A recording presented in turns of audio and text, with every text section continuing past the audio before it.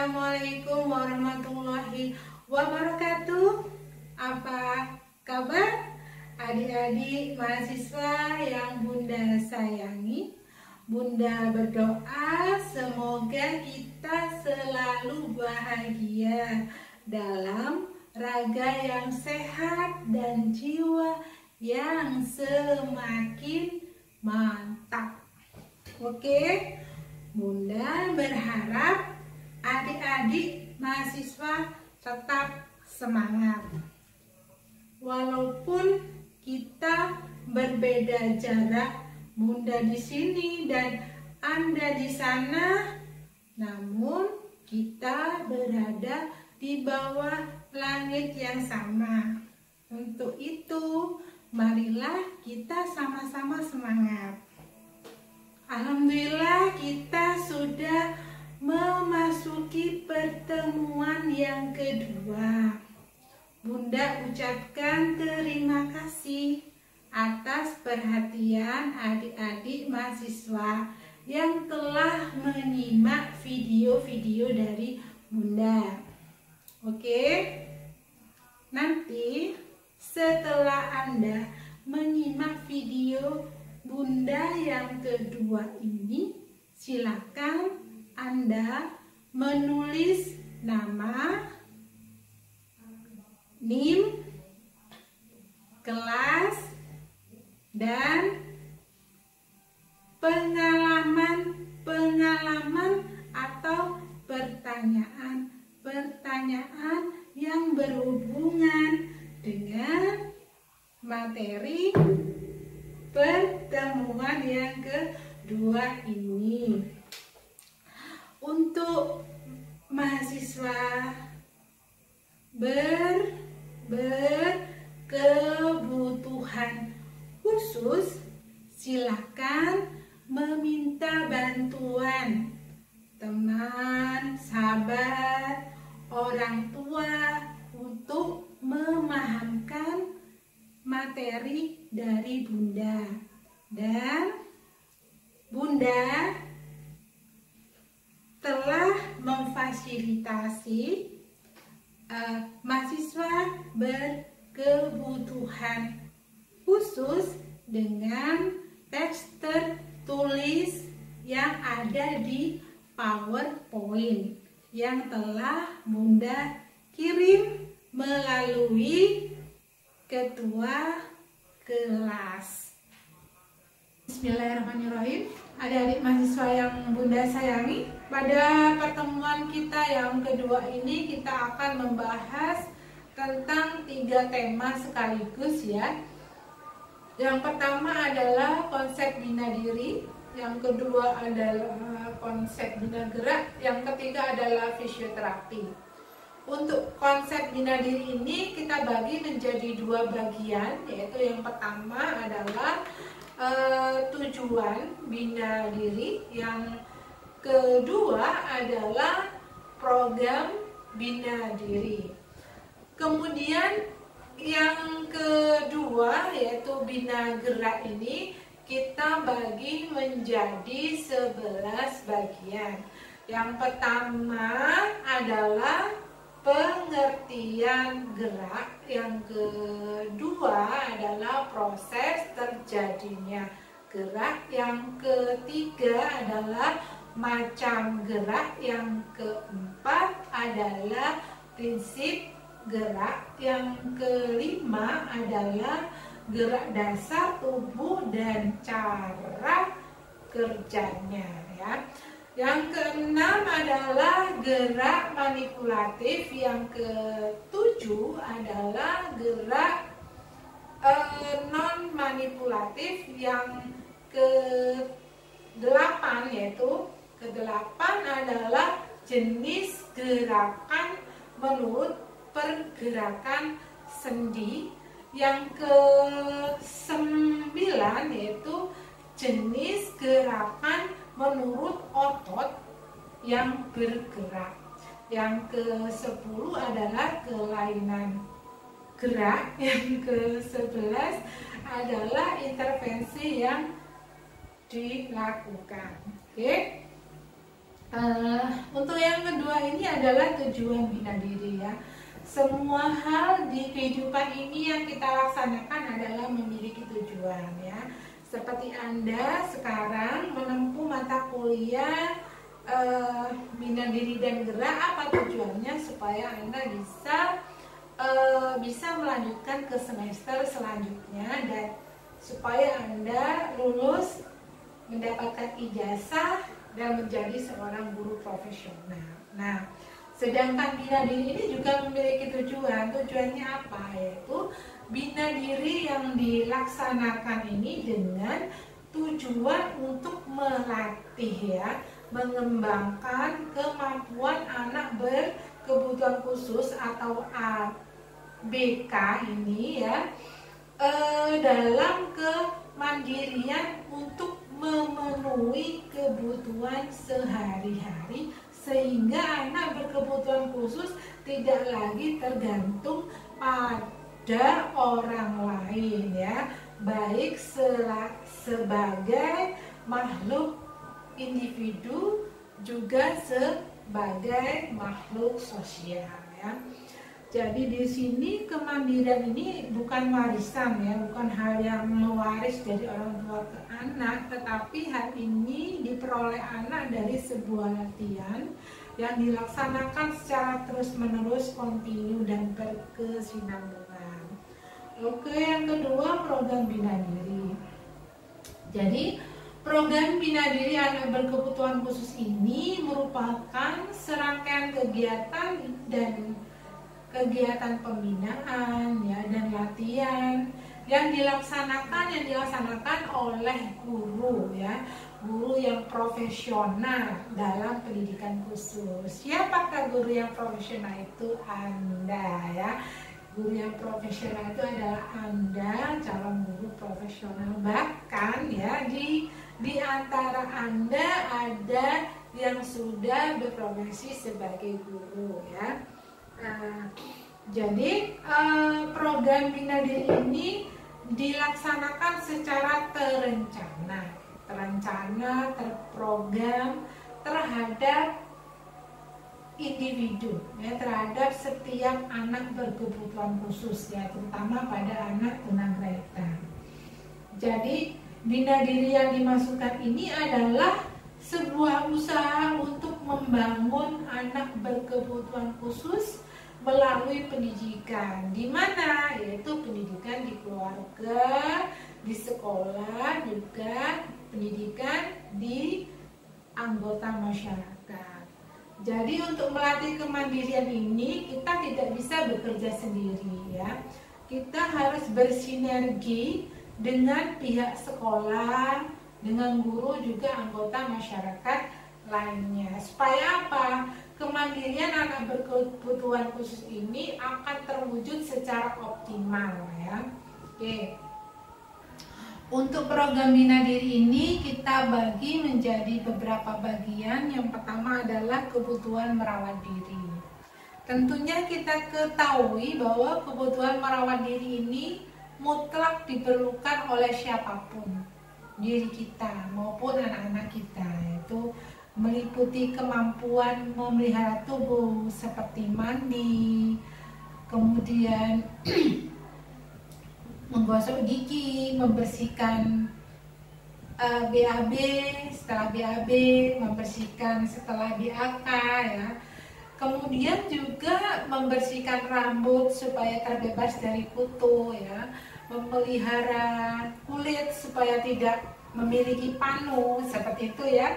Juga harus memiliki kemampuan untuk kesehatan serta memelihara kesehatan serta keselamatan diri, seperti melindungi diri dari bahaya sekitar ya, baik dari benda-benda ya, yang mengakibatkan luka bakar, kesetrum dan lain sebagainya ya.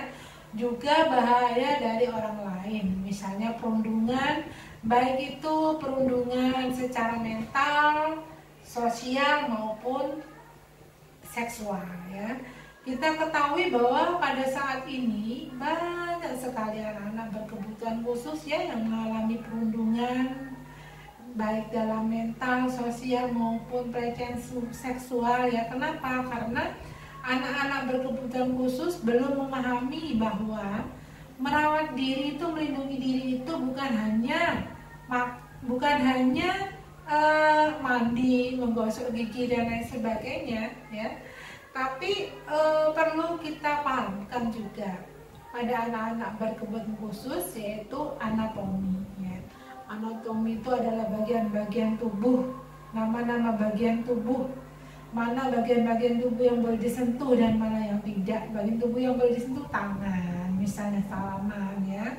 Kalau daerah-daerah yang sensitif yaitu yang bagian bibir, ya dada, kemudian di bawah perut, bagian depan dan belakang, alat genital, paha ya, dan bokong, juga alat kelamin itu jangan sampai ya dipegang oleh orang lain ya, seperti itu.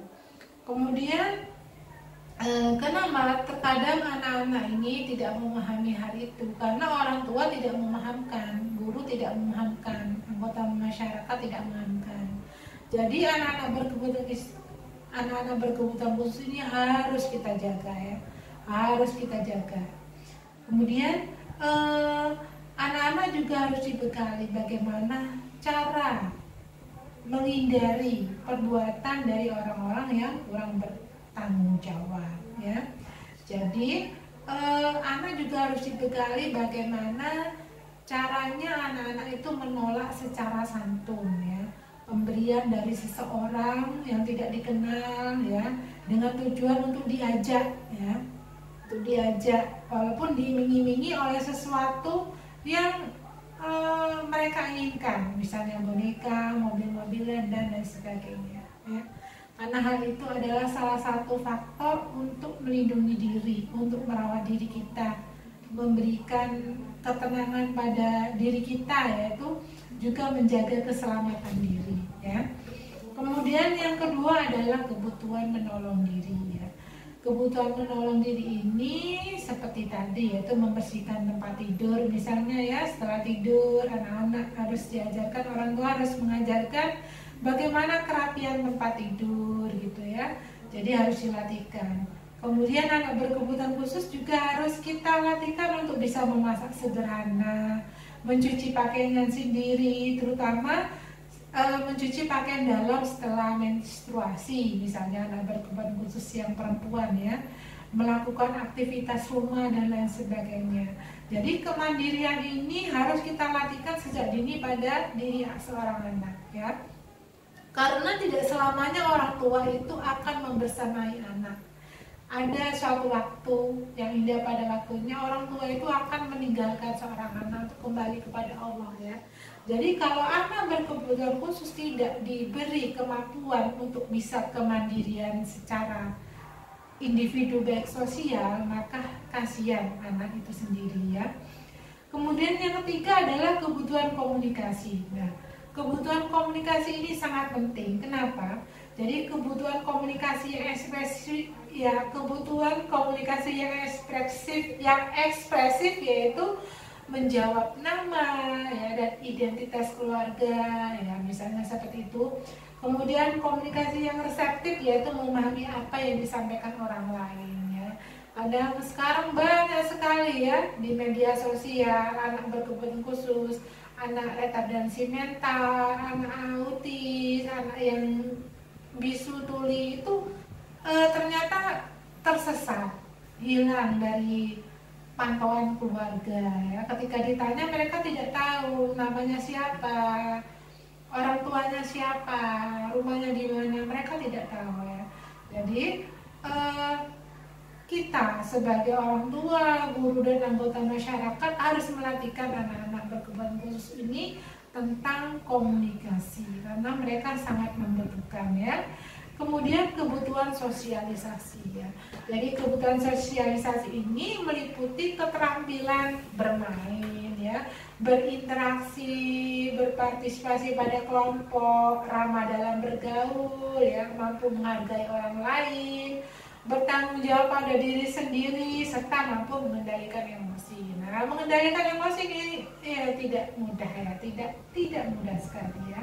Jadi hal ini harus dilatihkan sejak dini ya. Kenapa? Kebutuhan sosialisasi ini sangat kita butuhkan ya. Kita sebagai makhluk sosial tidak bisa berdiri sendiri. Kita membutuhkan orang lain ya. Kalau kita ingin maju, kita harus bersinergi dengan orang lain. Begitu juga anak-anak berkebutuhan khusus. Dan perlu kita ketahui bahwa anak berkebutuhan khusus itu bukan hanya anak tunagrahita, tunanetra, tunadangsa dan sebagainya. Anak berkebutuhan khusus ini juga termasuk anak cerdas istimewa, anak cerdas berbakat. Terkadang anak cerdas istimewa, anak berbakat ini jika tidak dibekali oleh keterampilan atas kebutuhan sosialisasi ini, mereka akan canggung dalam pergaulan karena mungkin merasa dirinya paling ya, merasa wah, merasa sombong, merasa lebih pintar dari orang lain. Sombong itu merasa dirinya memiliki kelebihan tetapi merendahkan orang lain. Nah, itu tidak boleh dimiliki oleh anak berkebutuhan khusus, misalnya anak yang cerdas istimewa ya, anak berbakat ya. Jadi anak ini harus dibekali rasa taposliro ya, rasa rendah hati, bukan rendah diri tapi rendah hati ya. Kemudian untuk anak berkebutuhan khusus tunagrahita misalnya bagaimana? Ya, harus kita bekali rasa kepercayaan diri, rasa keberanian ya, keberanian untuk menolak sesuatu yang mengakibatkan penderitaan pada dirinya, yaitu misalnya tindakan bullying ya. Jadi mampu mengatakan tidak pada setiap tindakan bullying ya. Jadi karena apa? Karena siapapun kita ya, termasuk anak berkebutuhan khusus ini dihadirkan ke bumi ini bukan untuk menjadi objek bagi orang lain untuk dibully ya, termasuk anak berkebutuhan khusus ya. Kenapa? Setiap diri kita juga anak berkebutuhan khusus ini oleh Allah dijadikan instrumen di muka bumi, instrumennya Allah, alatnya Allah untuk membawa kemakmuran di muka bumi ini. Tentunya dengan potensi hebat yang telah Allah bekalkan pada setiap diri kita, pada anak-anak berkebutuhan khusus. Bagaimana dengan anak-anak berkebutuhan khusus, anak tunagrahita? Mereka juga memiliki ya, memiliki keistimewaan, memiliki kepandaian yang belum tentu dimiliki oleh orang lain. Jadi semua diri kita ini istimewa ya, memiliki peranan yang sangat penting kehadiran kita di muka bumi ini ya. Jadi pada anak-anak berkebutuhan khusus ya, harus kita bekali rasa kepercayaan diri ya, bahwa mereka itu istimewa, dihadirkan ke muka bumi ini memang diinginkan gitu ya. Oke. Kemudian yang kelima adalah keterampilan hidup. Nah, keterampilan hidup ini adalah keterampilan misalnya menggunakan uang, keterampilan berbelanja, keterampilan dalam bekerja. Bagaimana caranya? Penjenengan semua yang paling memahami ya, karena penjenengan adalah seorang guru ya. Ini mengelola keuangan bukan hanya diperlukan untuk diri kita, tapi juga untuk anak-anak berkebutuhan khusus ya. Kemudian kebutuhan mengisi luang, mengisi waktu luang, me time ya. Jika kita membutuhkan me time, anak-anak berkebutuhan juga ya. Jadi kebutuhan mengisi waktu luang misalnya bisa berupa kegiatan olahraga, seni ya, keterampilan sederhana, memelihara hewan atau tumbuhan gitu ya, menumbuhkan rasa cerdas naturalis, kemudian ya rasa empati pada hewan ya, begitu ya. Kemudian yang ketujuh adalah kebutuhan mengurus diri ya. Jadi kebutuhan mengurus diri ini memelihara diri secara praktis ya. Misalnya apa? Misalnya yang secara pribadi makan, minum. Jadi kita sebagai orang tua jangan menyuapi anak berkebutuhan khusus, misalnya anak tunagrahita kita suapin, jangan ya, kasihan ya. Jadi berilah mereka kesempatan untuk bisa mandiri ya, toilet training ya, cara berpakaiannya selalu diberi diberi layanan untuk apa? Makan kita suapin ya, mandi kita mandiin, kemudian baju kita ini apa? Dandan juga kita dandanin. Wah, ini ya. Nah, ini tidak boleh ya. Jadi kita harus memberikan keterampilan pada anak-anak bagaimana cara berpakaian yang bagus, yang rapi, tidak perlu mewah tapi sederhana tapi rapi ya. Seperti itu ya. Kemudian anak-anak itu juga dibekali apa? Rasa tanggung jawab ya. Rasa tanggung jawab bagaimana menjaga ini apa? Keamanan diri seperti itu ya. Oke, sudah paham ya. Kemudian ini Bunda rasa sudah banyak dilakukan oleh panjenengan semua sebagai orang tua dan guru ya. Saya banyak melihat program-program di SLB itu sangat bagus ya.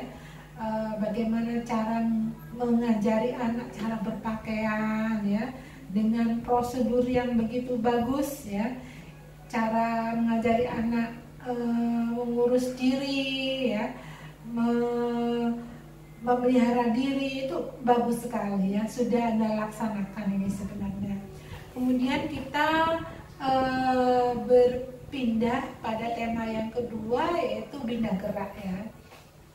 Jadi gerak ini adalah proses perpindahan dari satu tempat ke tempat lain untuk mencapai ya satu tujuan. Jadi gerakan ini memerlukan waktu yang dinamis ya. Waktu yang dinamis itu bergerak terus ya. Jadi karena itu gerak ini tidak terlepas dari tujuan yang hendak dicapai ya. Jadi gerak ini adalah sifatnya materi ya, merupakan bagian atau skema yang dapat dimengerti oleh akal budi kita ya. Jadi gerak manusia ini adalah sebuah proses yang melibatkan sebagian atau seluruh bagian tubuh dalam satu kesatuan, sistem ya. Sistem itu satu kesatuan yang tidak bisa dipisah-pisahkan, yaitu satu kesatuan yang menghasilkan suatu gerak statis di tempat dan dinamis berpindah tempat ya. Jadi seperti Anda duduk ya mendengarkan Bunda, itu gerakan statis ya. Kemudian Anda dari rumah ke kampus, itu gerakan berpindah tempat dinamis ya. Jadi sebenarnya gerakan manusia dalam kehidupan ini merupakan suatu rangkaian yang mengalir ya, dari peristiwa ke peristiwa ya, dari masa yang telah lalu, ke masa sekarang, kemudian ke masa yang akan datang. Gitu, perubahan-perubahan itu terjadi secara terus-menerus ya. Seperti pola pikir kita selalu berkembang ya. Jadi dengan sekarang semester 5, nanti ilmunya bertambah lagi pada semester 6, pada semester 7 ya. Gitu berkembang terus ya. Secara berkesinambungan menciptakan sesuatu yang baru ya. Jadi boleh dikatakan bahwa pengertian waktu ini mengandung pengertian koordinasi dan integrasi ya. Jadi hal tersebut akan terlihat pada saat kita melakukan gerak ya. Karena suatu gerakan itu yang kita lakukan tidak terlepas dari gerak yang sudah pernah kita alami. Ini gerakan bibir Bunda ini sudah Bunda lakukan belasan tahun, hampir 20 tahun ya. Jadi Bunda mengajar ya, ini bergerak terus ini. Jadi gerakan dinamis ini sudah Bunda lakukan pada kemarin ya, pada seminggu yang lalu, bulan yang lalu, tahun yang lalu ya, belasan tahun yang lalu, ini sudah Bunda lakukan. Jadi diulang lagi ya. Jadi gerakan ini berlanjut ya, dari masa dulu, sekarang, dan yang akan datang ya. Jadi untuk menghasilkan gerak ini, otot ini bekerja secara berpasangan ya. Jadi pasangan itu ya, pasangan otot ini terdiri dari dua jenis, yaitu antagonis dan sinergis. Wah, seperti perannya sinetron ya. Kalau di sinetron tuh antagonis itu peran yang serem-serem ya, yang perannya jahat-jahat ya. Kalau protagonis tuh yang biasa kena perundungan, yang lemah-lemah gitu ya. Nah, jadi di pasangan otot ini terdiri dari dua jenis, yaitu antagonis dan sinergis. Jadi otot antagonis ini adalah pasangan otot yang melakukan gerak berlawanan ya, berlawanan terhadap otot yang sedang melakukan kontraksi. Kemudian sebaliknya, pasangan otot yang kerjanya ini saling menunjang ya, saling menunjang bekerjasama disebut otot sinergis ya.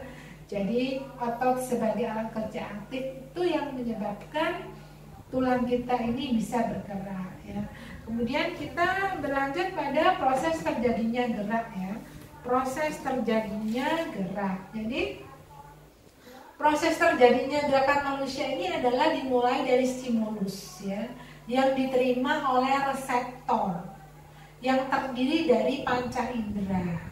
Kemudian lantas dibawa oleh saraf-saraf sensorik menuju otak yang dilambangkan O ya. Kemudian stimulus tersebut diolah di otak lalu memberikan balikan melalui saraf motorik ke alat-alat gerak atau efektor. Jadi seperti efektor ini di tulang, otot, sendi ya, sehingga manusia itu bergerak. Jadi secara skematis kita gambar seperti ini ya. Nah, ini proses terjadinya gerak ya. Jadi ini ya, seperti ini kita gambarkan seperti ini, balik ya. Proses terjadinya gerak ya. Jadi proses terjadinya gerak ini, S ini adalah stimulus, rangsangan. Setelah ada rangsangan, ada stimulus langsung ke otak. Ini ya, langsung ke otak ya, otak. Kemudian otak meneruskan ke ke reseptor. Reseptor ini panca indera. Kemudian diteruskan lagi ke efektor, yaitu alat-alat gerak. Ini proses terjadinya gerak ya. Proses terjadinya gerak seperti ini. Jadi skemanya seperti ini ya, kebalik ya. Nah, itu. Jadi kemudian sekarang berlanjut ke yang tiga, yang subtema yang tiga, yaitu macam gerak ya. Jadi ada dua macam gerak manusia, yaitu gerak yang disadari dan gerak yang tidak disadari ya. Gerak yang tidak disadari ini namanya gerak refleks ya.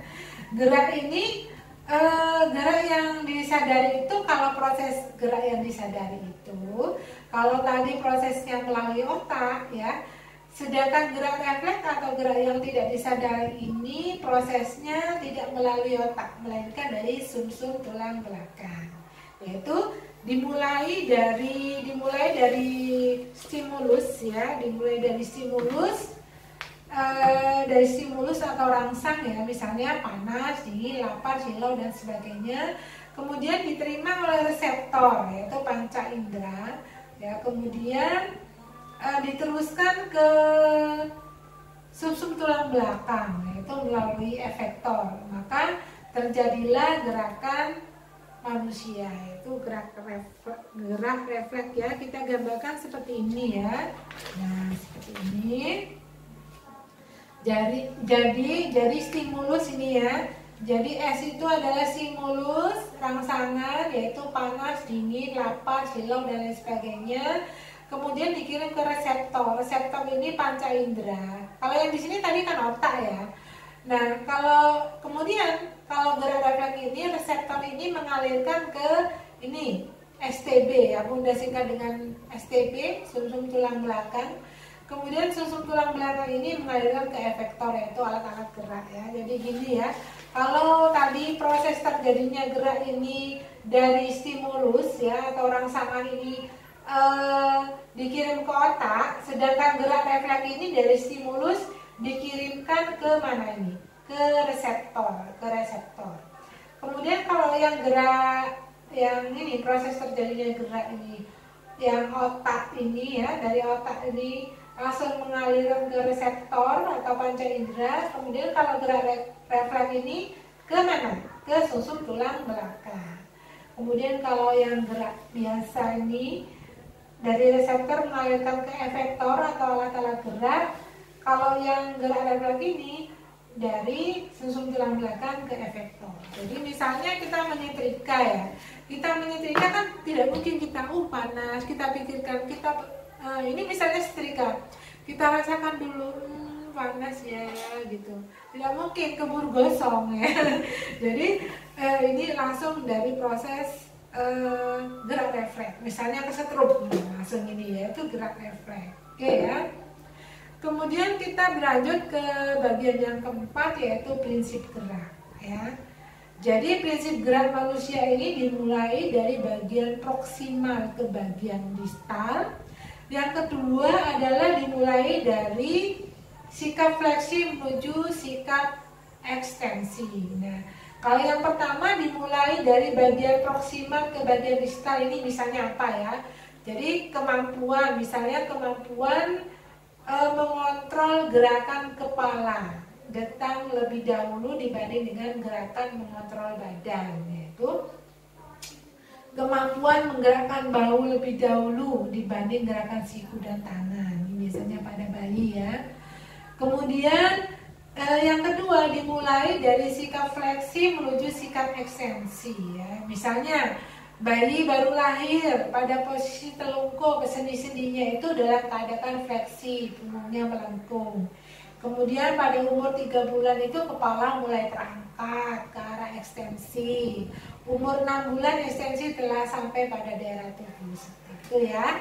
Nah, sekarang berlanjut ke gerak manipulatif ya. Berlanjut ke gerak dasar tubuh dan cara kerja otot ya. Jadi gerak dasar tubuh itu dimulai dari gerakan telentang, kemudian miring, setelah miring tengkurap, setelah tengkurap berguling ya, kemudian merayap ya, kemudian merangkak ya, merangkak kemudian duduk, setelah duduk berdiri, kemudian berjalan dan berlari ya. Oke. Sekarang berlanjut ke yang keenam, yaitu gerak manipulatif. Jadi gerak manipulatif itu apa? Jadi gerak manipulatif itu adalah gerak yang memerlukan koordinasi dengan ruang dan benda di sekitarnya. Misalnya gerakan melempar atau throwing ya, menangkap, kemudian menendang, memukul, memantul-mantulkan atau dribbling ya, melambungkan atau fleeing, memukul dengan raket ya, memukul dengan alat pemukul kayu dan lain sebagainya ya. Kemudian yang ketujuh ada gerak non manipulatif. Jadi gerakan non manipulatif ini adalah gerakan yang dilakukan tanpa menggunakan alat berpindah tempat. Contohnya apa ya? Contohnya gerakan membelok ya, atau tuning, kemudian berputar atau twisting, mengguling atau rolling ya, mengatur keseimbangan tubuh atau balancing ya, perpindahan tempat, melompat dan mendarat atau jumping and landing ya. Kemudian meregangkan atau stretching, mengerut atau puting ya, seperti itu ya. Nanti lebih jelasnya akan kita pelajari pada materi selanjutnya. Kemudian yang selanjutnya adalah jenis-jenis gerakan menurut pergerakan sendi. Jadi jenis-jenis gerakan menurut pergerakan sendi ini kita bagi menjadi 6 ya, menjadi 6. Yang pertama adalah gerakan fleksi ya. Jadi gerakan fleksi ini adalah memperkecil sudut di antara dua bagian rangka dalam bidang sabita. Misalnya seperti ini, menekuk tangan, ini fleksi ya, menekuk tangan. Semangat adik-adik mahasiswa ya, ini namanya gerakan fleksi. Semangat adik-adik mahasiswa ya. Jadi ini gerakan yang bunda ada gerakan fleksi. Semangat, semangat ya. Itu gerakan fleksi ya. Ini kan menekuk ya, ini menekuk ya. Gerakan namanya gerakan fleksi ya. Ulas-ulas jari menekuk. Ini namanya gerakan lagi semangat, semangat gitu ya. Kemudian yang kedua adalah gerakan ekstensi ya. Jadi gerakan ekstensi ini adalah memperbesar sudut. Misalnya dari sini, nah, perbesar. Sudutnya ini kan tadi di sini. Nah, kecil sudutnya fleksi, kemudian ekstensi. Nah, dibesarkan seperti ini. Merentangkan tangan. Kemudian sekarang yang ketiga adalah abduksi ya. Ini abduksi sama abduksi ya. Jadi Anda harus mengetahui perbedaannya ya. Jadi A D D U K S I yaitu abduksi ya. Abduksi yaitu mendekatkan bagian rangka ke bidang tengah badan. Misalnya ini ya, ini kan awalnya gini. Awalnya ini ya, kalau ini namanya gerakan abduksi. A B D U K S I, abduksi seperti ini ya. Menjauhkan bagian rangka dari bidang tengah badan ini ya. Nih, abduksi. Kemudian adduksi A D D U K S I. Jadi dari abduksi langsung begini ya. Mengembalikan tangan ke posisi semula. Dari merentangkan tangan, mendekatkan ke ini, ke badan, itu namanya adduksi ya. Oke, jadi jelas ya. Jadi A D D U K S I, adduksi itu mengembalikan ini ya. Ya, mengembalikan ke posisi awal. Kalau A D maaf A B D U K S I, abduksi itu menjauhkan, merentangkan ini ya. Kemudian yang kelima adalah gerakan rotasi. Rotasi ini memutar ya, memutar dari sumbunya, berputar pada porosnya ini ya. Kemudian yang keenam adalah sirkumduksi. Jadi sirkumduksi ini gerakan melingkar kombinasi dari gerakan yang semula tadi. Jadi kombinasi dari fleksi, ekstensi, abduksi, dan rotasi. Jadi misalnya gini, putar-putar ya, putar-putar, ayo diputar ya. Tuh, 2, 3, 4, putar ya, itu sirkumduksi. Jadi gabungan dari semuanya, oke? Sekarang kita berlanjut ke gerakan menurut otot yang bergerak ya. Jadi gerakan menurut otot yang bergerak ya. Jadi kita bagi menjadi dua, yaitu gerakan kasar atau gross motor. Yang kedua adalah gerakan halus atau fine motor. Jadi gerakan kasar gross motor ini adalah gerakan yang dilakukan banyak otot. Misalnya apa?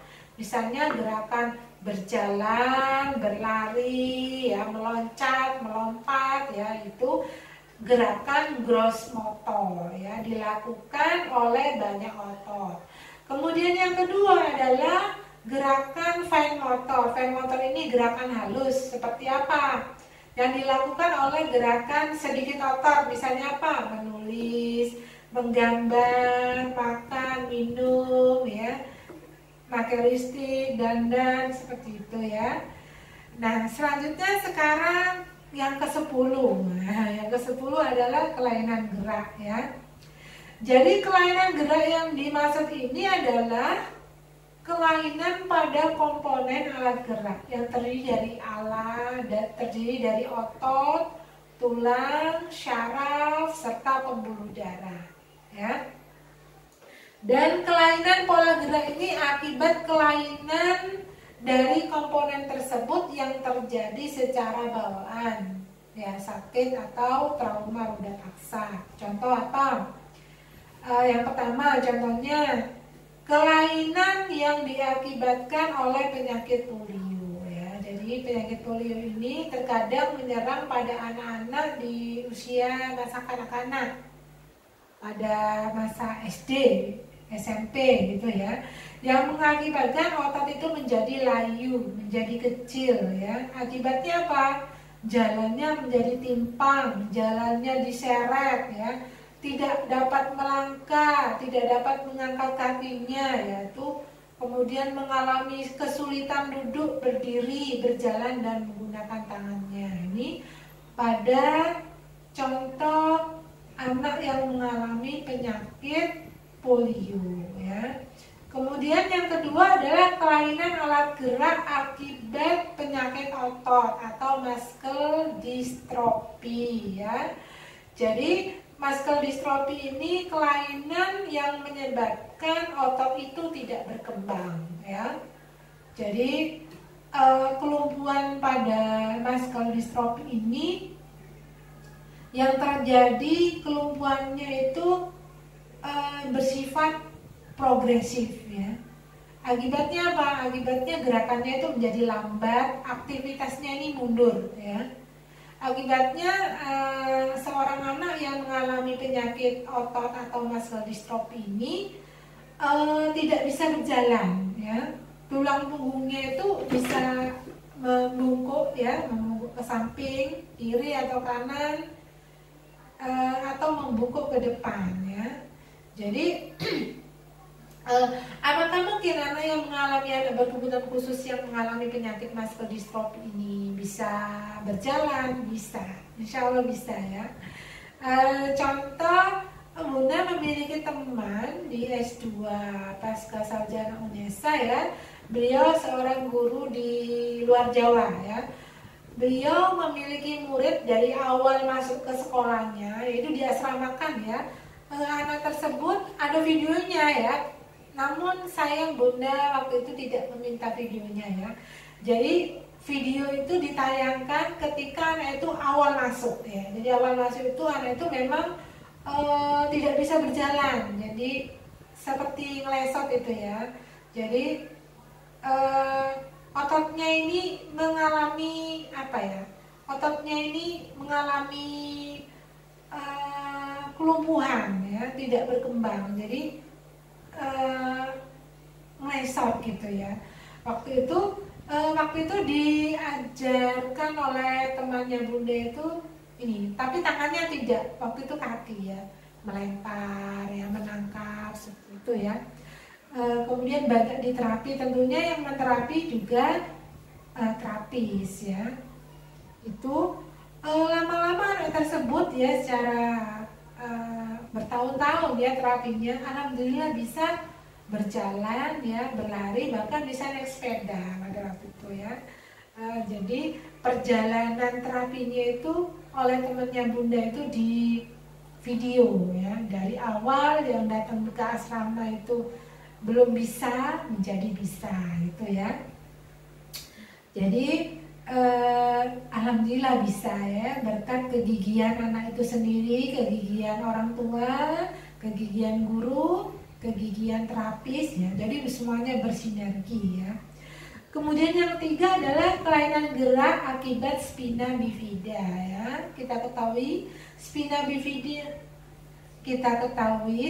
bifida ini adalah kelainan pada satu atau 3 ruas tulang belakang yang terbuka ya.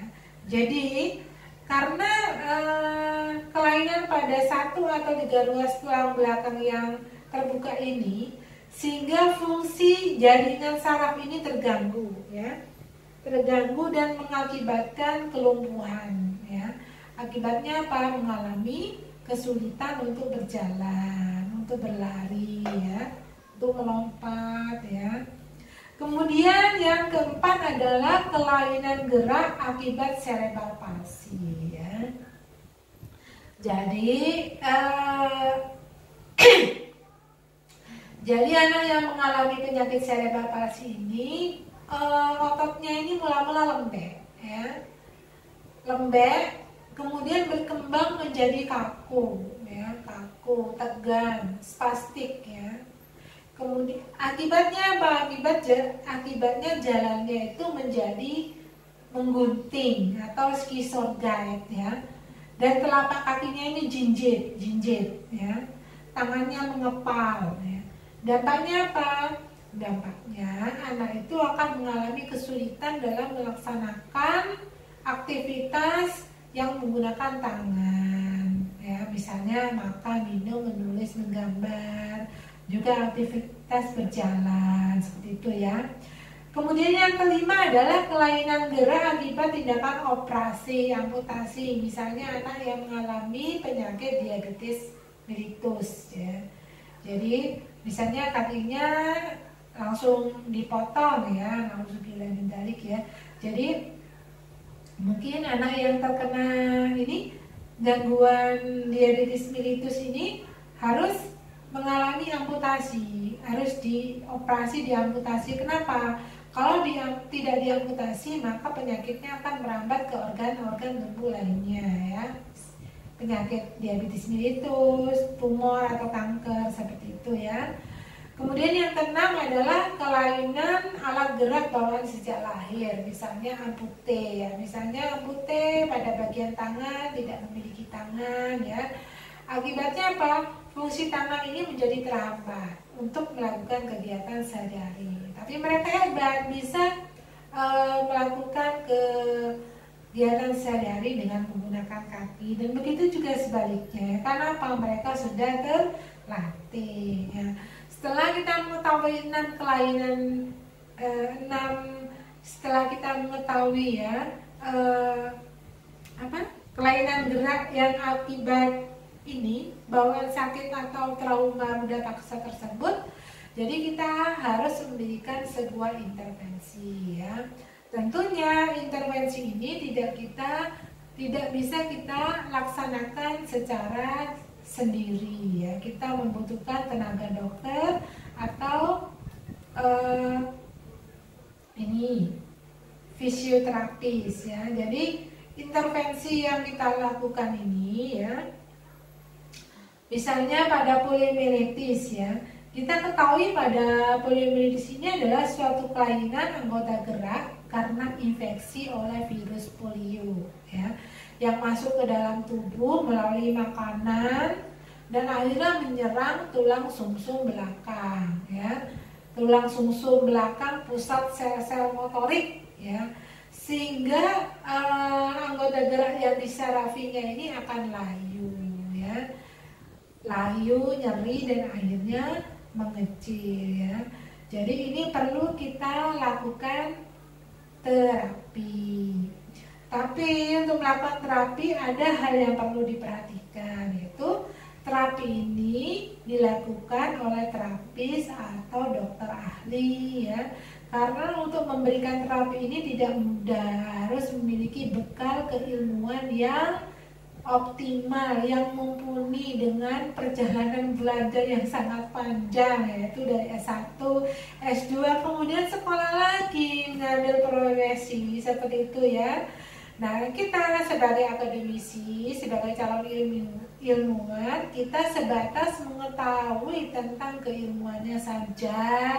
Kita tidak berhak untuk memberikan terapi, ya, karena hal itu artinya kalau kita lakukan, ya, kita tiba-tiba kita menterapi, kita melabel diri kita sebagai seorang terapis, tidak boleh, ya.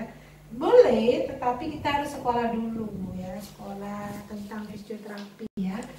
Kalau tetap kita laksanakan, itu merupakan pelanggaran kode etik, ya, harus kita ketahui ya dari mahasiswa, ya. Poliomielitis ini penanganannya itu berdasarkan stadiumnya, yaitu pada stadium preparalisis, ya, ini bahasa kedokteran. Hebatnya kalau belajar di PLB ini semuanya pelajari, ya, dari keilmuan dasar, ya, ilmu fisika, kimia, semuanya ada, ya. Bumi antariksa semuanya kita pelajari, juga ilmu kedokteran. Itulah hebatnya, ya, Anda sekolah, Anda kuliah di jurusan PLB atau pendidikan khusus. Anda hebat, ya. Jadi bagaimana penanganannya untuk anak yang menderita polio ini? Jadi diklasifikasikan menurut stadiumnya, ya.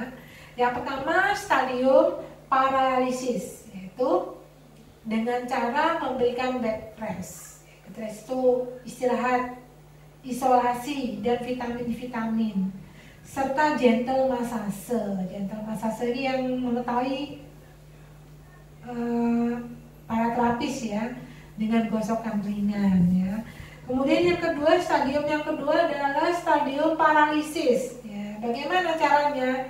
Yaitu caranya dengan memberikan latihan gerak pasif atau aktif yang gentle, yaitu mencegah kontraktur, pemakaian spleen atau SPALK, SPAK ya. Kemudian pengaturan posisi untuk mengurangi rasa nyeri ya, dan masase itu pijatan ya. Kemudian yang tiga adalah stadium recovery. Stadium recovery adalah penyembuhan. Dengan cara apa? Dengan cara mencegah kontraktur, yaitu mengulur otot yang memendek ya. Kemudian latihan gerak dengan beban ya. Kemudian latihan pola seperti itu ya. Oke. Kemudian yang kedua adalah intervensi yang akan kita lakukan pada anak yang mengalami muscle dystrophy, yaitu intervensi yang kita lakukan dengan pengawasan terapis tentunya ya. Jadi muscle dystrophy ini adalah suatu kondisi pada anak yang ditandai oleh pengecilan otot-otot yang progresif ya. Jadi penanganannya ini dengan memberikan latihan gerak pasif. Misalnya mengulur otot yang memendek, yaitu stretching, back spleen, crow walker ya. Kontraindikasinya adalah latihan penguatan otot dengan beban ya. Karena ini tidak akan meningkatkan kekuatan otot degeneratif ya. Jadi perlu energi besar ya. Kenapa? Nanti mudah lelah, mempercepat kemunduran, kemampuan fungsional ya. Jadi istirahat dalam posisi fleksi ini akan mempercepat kontraktur ya. Oke. Kemudian yang ketiga adalah intervensi pada anak cerebral palsy. Jadi anak cerebral palsy ini adalah anak yang mengalami gangguan kelainan anggota gerak karena adanya kerusakan otak. Jadi kerusakannya ini mempengaruhi bagian lain dari otak sehingga menyebabkan kesulitan dalam penglihatan, pendengaran, komunikasi dan belajar ya. Jadi penanganannya ini dengan cara mengundurkan otot-otot yang kaku, menggerakkan berlawanan dengan arah spastiknya ya, mencegah salah bentuk, memantapkan gerakan yang tidak terkontrol, kemudian menguatkan yang lemas atau floppy ya, kemudian latihan keseimbangan dalam berlutut, berdiri dan berjalan, serta kontrol gerakan agar tidak gemetar. Nah ini Bunda sedikit bercerita tentang Mas Rahmat ya. Mas Rahmat ini menderita cerebral palsy, terkena penyakit cerebral palsy ini ketika SMP ya, Jadi dari lahir sampai SMP ya, beliau sehat-sehat saja. Tapi ketika SMP ini beliau sakit panas ya, ceritanya dia panas kemudian disuntik itu terjadi kekejangan dan setelahnya Mas Rahmat mengalami cerebral palsy ya. Tapi hebatnya Mas Rahmat bisa menjadi seorang sarjana ya. Bahkan sekarang menjadi duta SIPI ya. Duta SIPI. Jadi Mas Rahmat ini sering memotivasi anak-anak SIPI pada orang tua yang kurang mampu ya, agar memiliki kekuatan batin ya, semangat hidup, mengikuti program-program terapi gratis yang dilaksanakan oleh lembaga kemanusiaan ya. Karena apa? Memang untuk terapi ini biayanya cukup mahal. Tapi lembaga kemanusiaan tersebut memberikan terapi secara gratis. Dan Mas Rahmat ini adalah duta SIPI ya. Jadi beliau ketika berbicara itu kaki, tangan itu langsung berputar-putar sendiri, tidak bisa terkontrol. Tapi hebatnya beliau ya, beliau bisa menaiki tangga sampai lantai 2 di ruang dosen ya, untuk berbagi cerita, berbagi hikmah ya, berbagi kesuksesan pada Bunda Tati pada waktu itu ya. Hebatnya Mas Rahmat seperti itu ya. Jadi walaupun beliau cerebral palsy mengenai kedua tangannya juga kedua kakinya, tapi beliau dengan semangat tinggi bisa menaiki tangga sampai ke lantai 2 ke ruang dosen ya, berbicara banyak hal dengan Bunda Tati pada waktu itu ya, pada waktu Hari Disabilitas tahun 2016 ya. Mudah-mudahan suatu saat bisa bertemu dengan Mas Rahmat kembali, amin. Kemudian yang keempat adalah intervensi pada anak spina bifida ya. Jadi kita ketahui bahwa spina bifida ini adalah kelainan bawaan di mana terjadi gangguan pertumbuhan vertebra ya, sehingga orkus vertebra ini tidak menutup sempurna ya. Jadi penanganannya bagaimana? Penanganannya adalah dengan memberikan latihan-latihan gerak ya, yang bersifat gentle, yaitu gerak pasif dan gerak asisted ya. Kontraindikasinya adalah gerakan latihan-latihan yang progresif ya, gitu ya. Jadi cukup dilatih dengan gerakan pasif. Kemudian yang kelima adalah intervensi pada anak yang mengalami flat foot ya. Jadi flat foot ini adalah suatu keadaan di mana arcus medialis plantar pedis. Nah, ini istilah kedokteran ya. Ini akan hilang sehingga telapak kakinya rata dengan lantai. Jadi telapak kaki kita biasanya kan ada cekungan ya, cekungan di ini apa? Di dalam agak cekung. Ini untuk keseimbangan. Tapi anak yang flat foot, anak yang mengalami flat foot ininya lurus ya, lurus. Jadi jalannya ini tidak seimbang ya. Ada mahasiswa yang sudah lulus ya, sudah lulus tuh kakinya flat foot ya, jadi rata. Jadi jalannya kurang seimbang ya. Jadi penanganannya itu seperti apa? Jadi penanganannya itu mengulur atau stretching ya, struktur dorsum pedis, jadi lakukan selama 5 menit ya. Jadi mobilisasi aktif dengan mengaktifkan otot kuf dan tibialis posterior ya. Dengan tujuan apa? Tujuannya adalah untuk merangsang gerakan ke arah plantar fleksi dan inversi. Ini banyak sekali ya istilah medisnya ya. Kemudian intervensi yang dilakukan selanjutnya adalah pemakaian sepatu ortopedi ya. Jadi pada bagian medial itu diberi support agar terbentuk arkus ya di sini itu ya. Jadi bisa jalannya seimbang ya. Kemudian dimengerti ya adik-adik mahasiswa ya. Adik-adik mahasiswa yang Bunda sayangi, masih semangat ya? Nah, sekarang kita berlanjut ke bab yang ketiga, yaitu fisioterapi ya.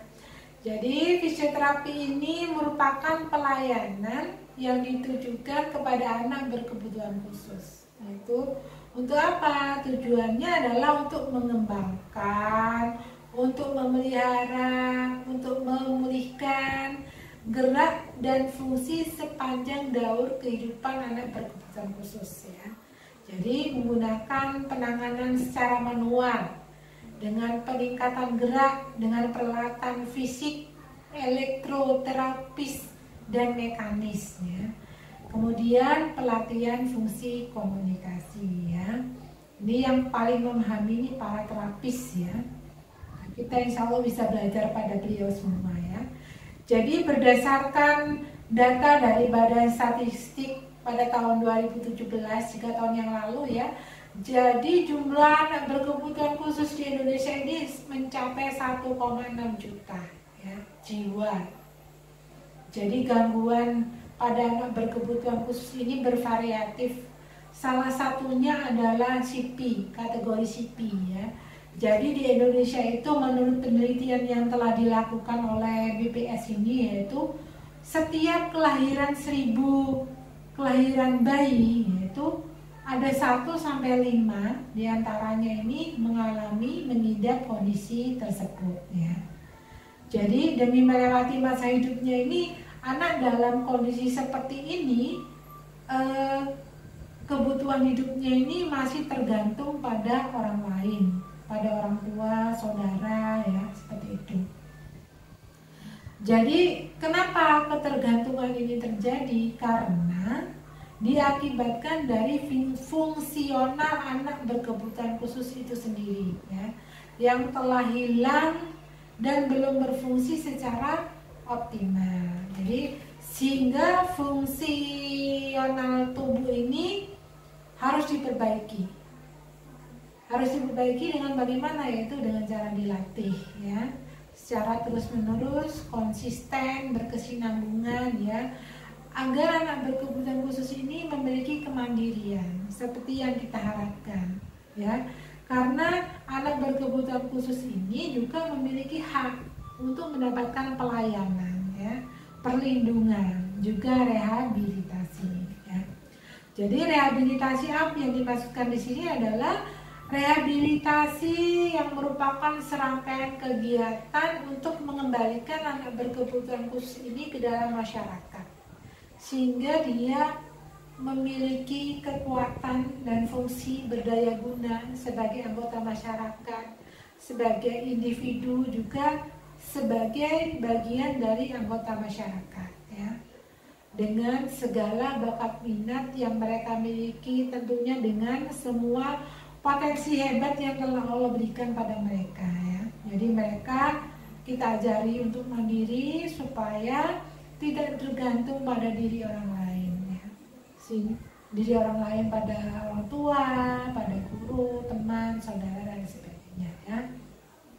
Jadi bisakah Bu? Bisakah Bunda? Bisa, ya. Bisa insya Allah dengan kekuatan keteguhan hati orang tua, guru, ya, tentunya juga anak itu sendiri, ya. Kemudian cerebral palsy ini merupakan suatu keadaan di mana terjadi kerusakan atau gangguan pada susunan saraf, ya, pada susunan saraf pusat saat masa pertumbuhan anak, ya. Jadi akhirnya gangguan tersebut mempengaruhi sistem. Sistem ini satu kesatuan yang tidak bisa dipisah-pisahkan. Misalnya kalau kita makan harus ada piring, sendok, garpu, seperti itu, ya. Itu adalah suatu sistem yang tidak bisa dipisah-pisahkan. Akhirnya apa? Menyebabkan anak ini memiliki keseimbangan yang tidak optimal, ya, buruk, ya, keseimbangannya buruk, ya. Pola geraknya ini abnormal, ya. Perlu digarisbawahi, Bunda mengatakan normal dan abnormal di sini secara medis, ya, secara kemanusiaan sebagai manusia, anak Sipi, anak Redman dan anak berkebutuhan khusus adalah normal, ya. Selagi manusia itu memiliki jiwa, raga, dan roh, ya, jiwa, raga, roh, ya, itu manusia normal, ya. Oke. Nah, secara medis anak Sipi ini memiliki keseimbangan yang kurang baik, ya. Pola geraknya ini abnormal, tidak seperti biasanya, ya. Gangguan secara medis yang timbul secara medis ini dapat diatasi dengan rehabilitasi, ya. Tentunya yang berhak di sini disebut tenaga rehabilitasi adalah tenaga kesehatan, fisioterapi. Kalau kita bukan, ya, kita akademisi, ya. Jadi tenaga kesehatan ini membantu dalam bidang rehabilitasi medik. Salah satunya adalah fisioterapis, ya.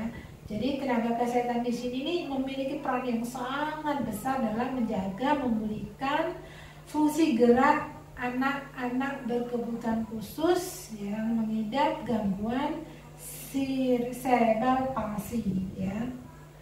Kemudian anak cerebral palsy ini dapat memiliki kemampuan fisik yang baik, ya, jika diperbaiki dengan proses fisioterapi, ya. Jadi penanganan kasus untuk anak berkebutuhan khusus, khususnya untuk anak Sipi ini dilakukan oleh fisioterapis, ya.